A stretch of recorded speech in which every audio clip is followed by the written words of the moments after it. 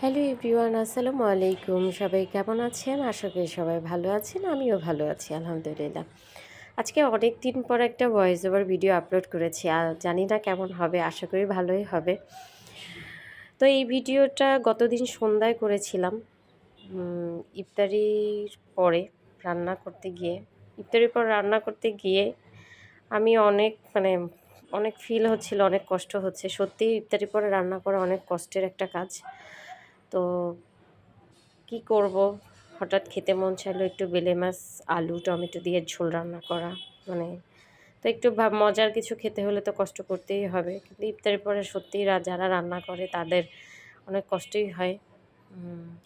সেটা আজকে আমি রান্না করার দিন ফিল করেছি। তো যাই হোক, রান্না করার শেষে আমি যখন খেয়েছি তরকারিটা, আমার খুবই ভালো লেগেছে। তরকারিটা আসলেই সত্যিই অনেক মজার হয়েছিল আলহামদুলিল্লাহ।